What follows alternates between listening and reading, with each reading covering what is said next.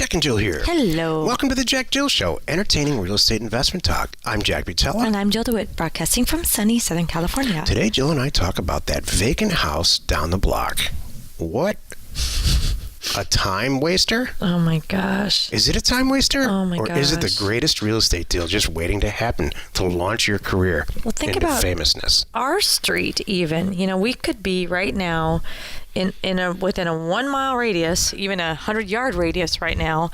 There's several properties that fit this criteria that they're vacant for a reason, everyone. Spoiler alert, it's the biggest waste of time there ever was. Yep. Well, that's it. Show's over. Let's take a question before Jill and I debate and get into it from one of our members on the jackjill.com online community. It's free.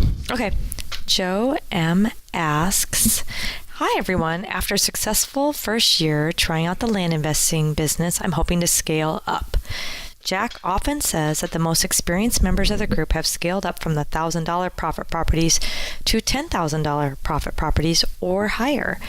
I would like to sell my properties for cash, and so I'd like to find the balance between time on market and profit per deal. Has anyone experienced where the tipping price point might be for cash buyers?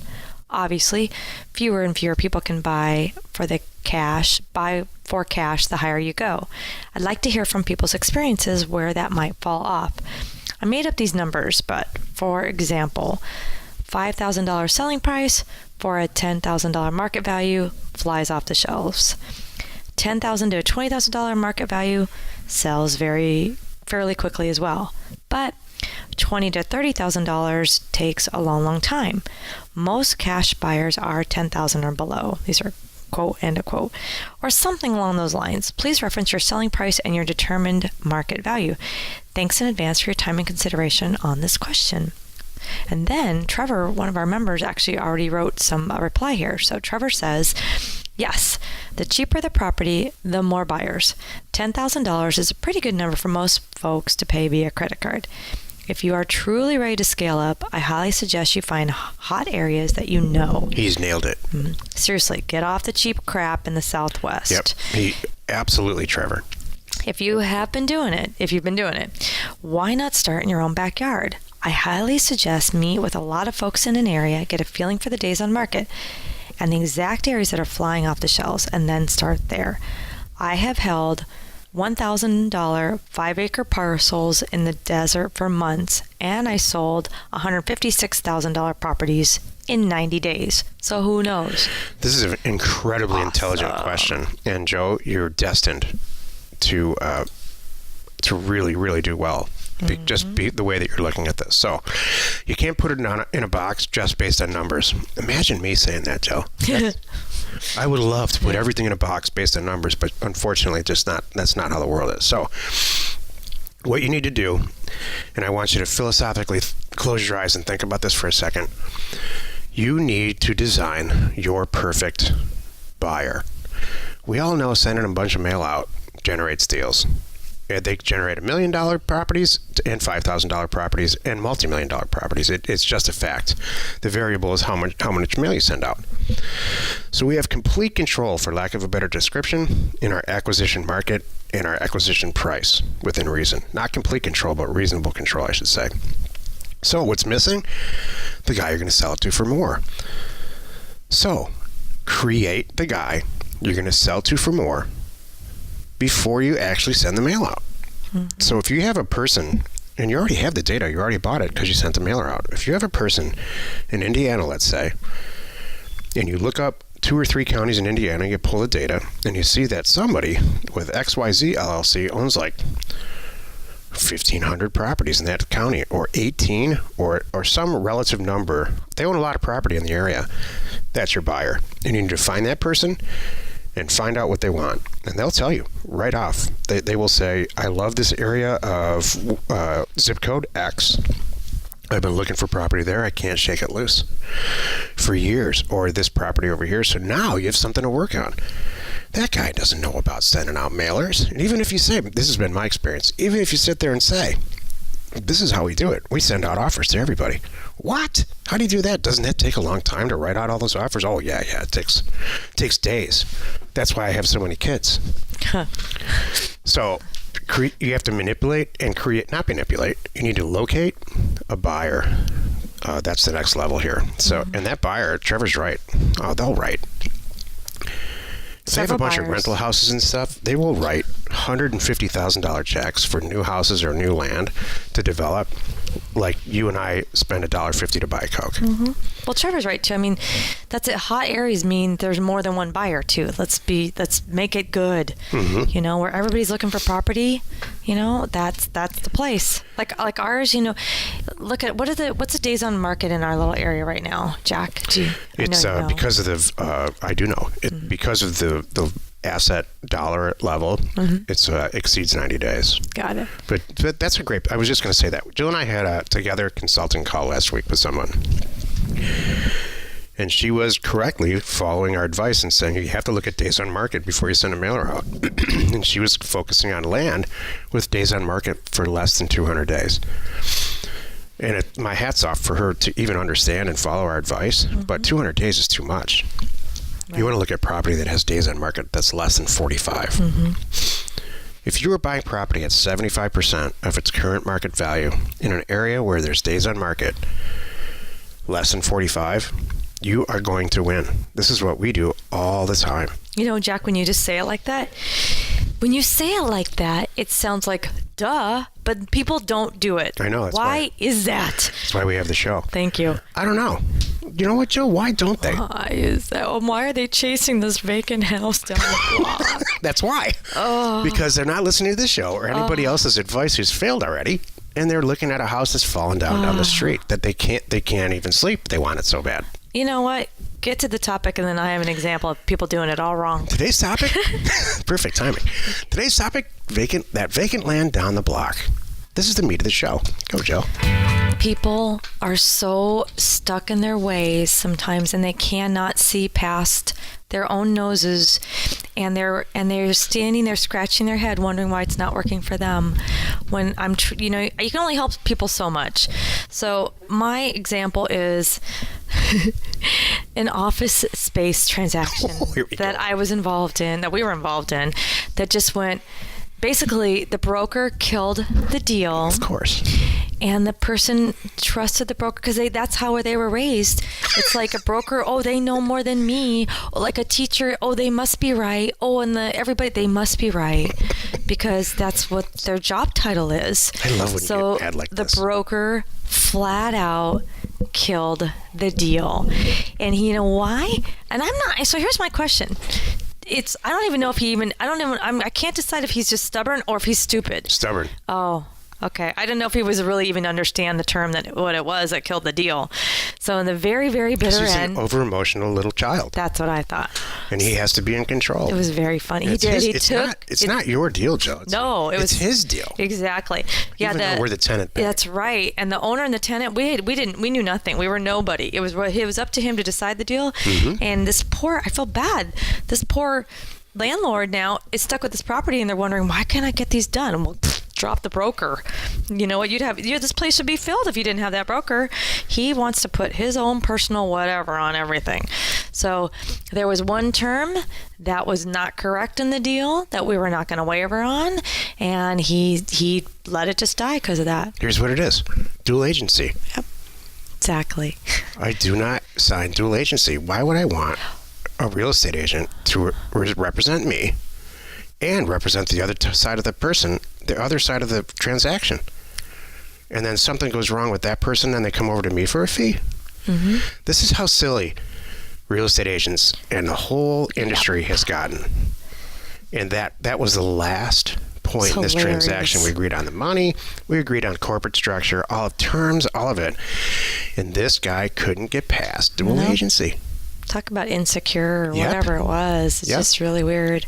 So And yeah, he was it's so willing funny. to wreck the deal. And you know what's sad is he was not representing us in any way. Also, he was 100%. Well, he's really in for himself.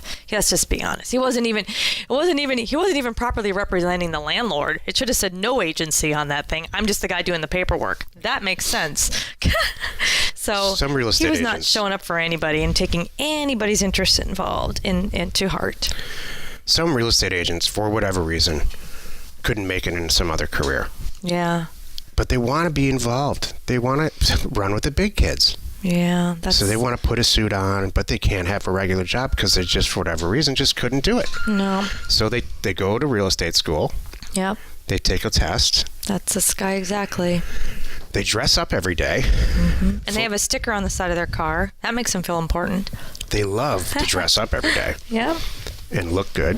And then get involved and sit down at their desk and talk to people that own companies or that want to buy a house and profess all this real estate knowledge, when in fact it's so ridiculously simple that anybody can do it. Exactly.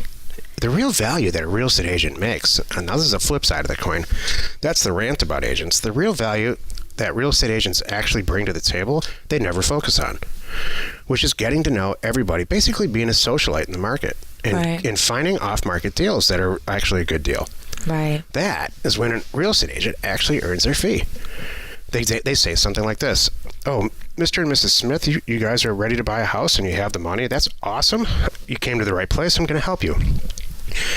Mr. and Mrs. Jones, who are about to move Retire. to Florida, Whatever. because their daughter moved down there, they're ready to buy their house. And what do you say you and I go talk to them? Let's go sit down and see if we can make sense of it. You're starting a family. Their family's kind of grown up. This is a good house for that. And I think it's reasonably priced. They don't have any unrealistic expectations. Oh, and by the way, don't pay attention to the curtains and the curtain rods and stuff. Well, I'll personally help you with that. I have a great contractor for you." That is what a real estate agent should do, not run around. And it's not their fault, because the industry now is churning them out like an insurance adjuster. They're saying you have to go get about listings or you're not going sheep. to make money. Yes, Jill. The system's cracked. It is. Oh, it's insane. So, and it just seems to attract the wrong people, like investment banking. And But that's a different story. Just because you sit in the class and you're handed that you've passed the test and you hand a license, that does not make you an expert. I'm here to tell you. So if you are a real estate agent and you want to knock it out of the park, my sister's like in the top 15 or 20 in the country. She does exactly that. Actually, I just regurgitated what she tells me all the time. Yeah, I'm sorry. I'm off topic because I'm so mad about this deal. It's really just too bad. I mean, I'm sitting here going, what just happened? But he did it. He screwed up the deal. So anyway, that vacant I'm done. house. Me too. That vacant house down the block, the one that is just, you've had your eye on it for a year, maybe 5 years. It's all falling apart. The weeds are all overgrown. It's got the original windows from the 40s. Don't you think you'd go over there, knock on the door, and get it for 25% off what you really could sell it for? Of course. Yeah. Or maybe not. But why limit yourself to one opportunity? Why not send a blind offer for that 75% value to every single person on the block? Forget about the ugly houses. Just send it to everybody. It's going to cost you a couple $100 probably. The way we do it, a couple thousand or a couple $100,000, depending on how many letters you send out and how many houses or pieces of property you want to buy. You know, I was going to say about that one you just said, could you get it for $25,000 or whatever it is? Whatever it is, awesome deal number. The answer is yes, / however. It comes with 6 months worth of legal crap, because that's what's probably going on. Somebody would be doing it right now if there's a reason why it's sitting like that. That's the point I always want to make to people, saying, you know what? So it's a problem. So do you really want to, you have to sit down and go, all right, how much is my time worth? Wow, I made $30,000 on this deal, more than my other deals, let's just say. But it took me 6 months. Do you know what I could have done in that 6 months? Way more than $30,000 profit. That's the conversation I'm trying to urge everyone to have with themselves. Stop, trying to find the problems and making extra work from yourself. Just go pick all the good ones, like Jack says. Target them all. pick the great ones and move on. Exactly, Joe. Put yourself in a situation where you can choose. Why would you limit yourself just to that one house? Mm-hmm. Why not send out thousands of offers and have the 6 or 7 or 8 that come back signed, or whatever the numbers end up being in your area, and then choose the one that's absolutely the best financial situation? Well, this is exactly the stuff that we talk about. You're hurting yourself by focusing on one transaction. We've all been taught to do that. It's right in front of us. Let's go touch it. It's the only one. Well, so here's what we say on our monthly call with our members. This is one of the things that we talk about. Like, so-and-so will, one of our members will send out the mail, and they're on the monthly call. They're like, oh, yay, the phone just started ringing, and I've got this one, and here it is. Would you guys do this deal? What do you think? And invariably, it's like often one of the first calls that people seem to get is a problem one, right? And then they're focused on that problem one. And what Jack and I say, okay, how many days has it been? 2. Okay, well, hold on a moment. Let's wait 10 days before you spend all your time on this one right now that you're staring at, because it's the first one that came in. Let's wait 10 days. I want you to put in a spreadsheet all of the signed offers and all the phone calls and everything you got back. And then guess what? Now instead of 1, in 10 days you're looking at 20. And then let's prioritize them by the easiest, the best deal. Everybody's alive, able to sign. Wow, this guy's can't wait. So then and then you're going to find this one that you were talking about on the 1st of the month. Now it's the 10th of the month. You're going to go, yeah, that went from 1 to 18 on my list, right? Okay, now, so work your way down. If you get to 18 because you want to do that deal, do it. But I got to tell you, probably by the time you get to 18, you're busy and gone and you forgot about it. It's a problem and you're like, I don't need it. Yeah, so the moral of the story is put yourself in a position to choose from the best deals. Don't just put yourself in a position just for, just to look at one transaction. Mm-hmm. Exactly. And set up a system so it never stops. Well, you know what, Jack, this is a good time to share too, like you said, the deals. Will you please share what your best numbers are as far as how many mailers to send out for land and how many mailers to send out for houses? Because I think this is where some people get hung up. They think 200 is a good number, and it's not. So for about 15, if it's priced properly, pricing is the whole key. For about if you're new, 1,500 units of mail to buy one piece of land is generally, and I'm talking about a piece of land that you can probably almost immediately sell. There's a lot of things that go into once that offer gets signed, and does this person really own it, or are they the son of the person who owns it? There's legal issues and all kinds of stuff. But once you get past all that, at the end of the day, 1,500 to 1. You might review 10 or 15 and think you're going to buy them, but there might be other issues going on. They're all solvable. Every single legal issue that goes on with a piece of real property is solvable, with very few exceptions. It's just a function of cost and time. Mm-hmm. So 1 is 1,500, and with houses, our experience has been 1 to about 3,000, maybe 2,500, if you're pricing it right. But Jill and I tend to go in with houses at about 75% of what we think it's worth right now. So a $400,000 house, we offer them 300. You know what I appreciate, Jack? You're being really, really, really generous. Like, the numbers that you are sharing are actually lower than most of our experiences. We do way better than that. But right, you're decades of experience. You're properly setting people up, which is really nice. So your results will probably be better, but if not, go. This is at least gives you an idea. So think about those numbers for a second, and then add this to it. We only send out letters to people who have no debt at all in their house or their land. And we only do it in markets with days on market that are less than 45. That means that it historically takes 45 days or less to sell an asset in that market. You can't lose. No, you're right. And here's what I never talked about during that whole silly scenario. This is what you get for asking me a question, Jill. I didn't talk about the house. I didn't say only 3 bedrooms and 2 baths, only a Tudor style, only built after 1986, and on. There are so many asset categories about the real estate that I just don't care about. Right. In fact, I never go look at the asset at all. If I buy a $300,000 house and everything in the market for the last 12 months is sold for 400 plus, do I need to go look at the asset? Nope. I get an inspector to look at it, so it's not falling down, or there's not and it's still asbestos. There. Yeah, there's not asbestos in there. Right. But I don't care about the asset. And I didn't find the asset because I was driving around for dollars or the house down the block. That's never came in, never entered the whole thing. Exactly. So it actually ended up being a useful episode. Well, people either turned it off and said, I'm a real estate agent, and I will retire. I'm a broker, and I know exactly what I'm doing. Oh, my God. That's hilarious.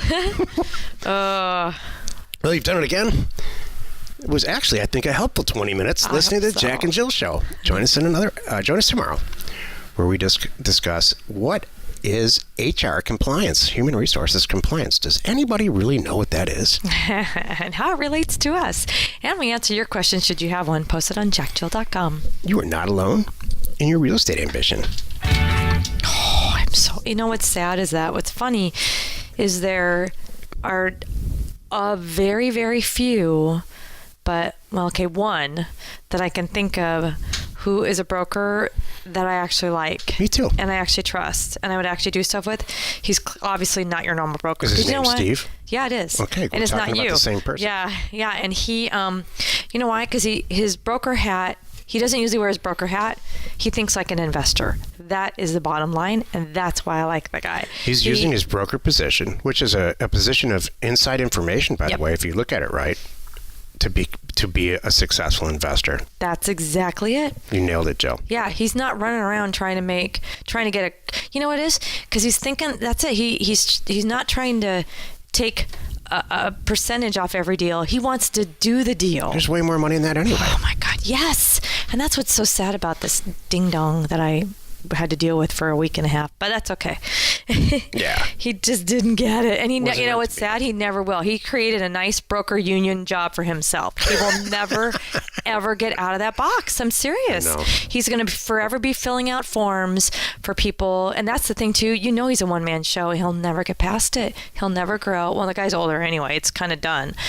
And that's part of the problem. It worked in 1977. Well, he's probably in the same office, and he doesn't own the building. I can guarantee that. Anyway, I'm sorry. No, let it go. Get it all out. Yeah. I like when you get mad. He doesn't own the building. It's 1977, and he's still taking those forms and ripping them off the pad and hand filling them out. And he gets mad every time somebody changes something because he has to hand fill it out again. Go, Jill. Go. Thank you. And we can't. And he just can't understand why we don't. I swear when I asked him to make some changes, he's like, "What's the reasoning why?" I'm like, "Why do you think the reasoning why?" I actually 2 times in this transaction. One of them, he was asking me something about my company, and I'm like, oh my goodness, you know what I did? He wanted to know my relationship in my LLC, so I sat on my phone, and I Googled myself and the link, and I sent him the Google link in a text. I'm like, are you really that stupid? And I'm like, wow. So I did that, and then there was another one. Oh, what was it? But I'm like, all right, oh, I know, just the dual agency thing. I actually found a nice quote, and I sent it to him. So I'm sure part of it was, I didn't mean to tick the guy off, but he's doing it wrong. And I just had to educate him and show him that you're dealing with the wrong person. He couldn't put you in a box. No, and he couldn't tell me what to do. Right. That's it, Jill. No. So part of it's chauvinistic, too. Yeah, I'm sure. I am sure. You couldn't learn anything from him. Do you know what's funny? He couldn't teach you about leases or the market or anything. He just kept saying, yeah, here's the answer. Yeah. Here's the answer. I don't know. Here, sign this. I don't know. Sign this. Oh, come on. He couldn't,